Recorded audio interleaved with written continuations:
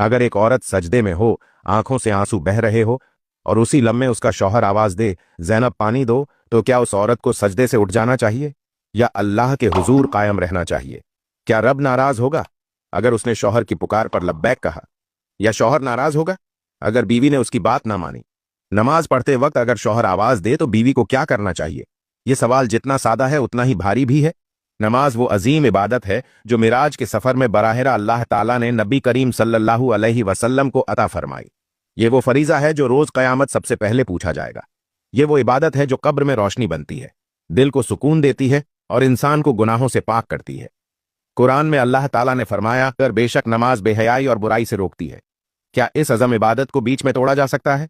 क्या शौहर की पुकार उस इबादत से भी ज्यादा अहम है? अब आइए एक और कड़वी लेकिन हकीकत से भरी बात सुने।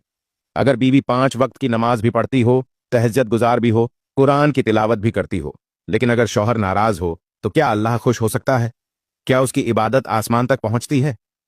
नबी करीम सल्लल्लाहु अलैहि वसल्लम ने फरमाया, अगर मैं किसी को सजदा करने का हुक्म देता तो बीवी को हुक्म देता कि वो अपने शौहर को सजदा करे। यह हदीस बीवी के लिए शौहर की इताअत के मकाम को जाहिर करने के लिए काफी है।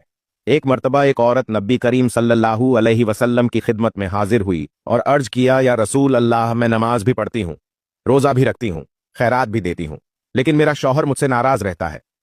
नबी करीम सल्लल्लाहु अलैहि वसल्लम ने फरमाया, जन्नत के दरवाजे उस औरत के लिए बंद कर दिए जाते हैं जब तक शौहर राजी ना हो जाए।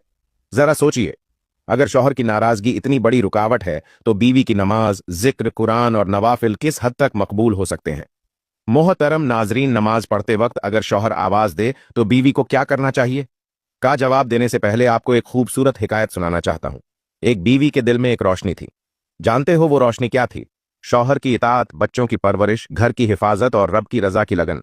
ऐसी बीवी जिसके दिन शौहर की खिदमत में रातें रब के हुजूर गुजर जाती थी। अगर शौहर सख्त लहजे में बोलता तब भी वह खामोशी से खिदमत करती, कभी शिकायत ना की, कभी बद्दुआ ना दी। जब शौहर दुनिया से चला गया उसने सब्र का दामन थामे रखा, सारा बोझ अपने रब के हवाले कर दिया। लोगों ने हैरत से पूछा, कैसे इतना सब्र करती हो? वो मुस्कुरा कर कहती है, मैं जो कुछ करती हूं अपने रब के लिए करती हूं और शौहर की रजा तो मेरी जन्नत है। कुछ साल बाद उसकी भी वफात का वक्त आ गया। उस दिन उसका चेहरा चमक रहा था जैसे नूर बरस रहा हो।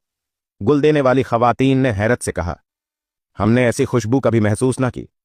जब कब्र में उतारा गया तो फिजा महक उठी जैसे जन्नत की खुशबू जमीन पर उतर आई हो। उसी रात एक बुजुर्ग ने उसे ख्वाब में देखा। वो जन्नत के बाग में थी, नहर के किनारे सब्ज लिबास में सुकून और खुशी में लिपटी हुई। बुजुर्ग ने पूछा, तुम कौन हो? उसने कहा, मैं वो औरत हूं जो दुनिया में शौहर की ताबेदार थी। मैंने दिल से खिदमत की, जुबान से शिकवा नहीं किया। मेरे रब ने मेरी कब्र को बाग बना दिया और मुझे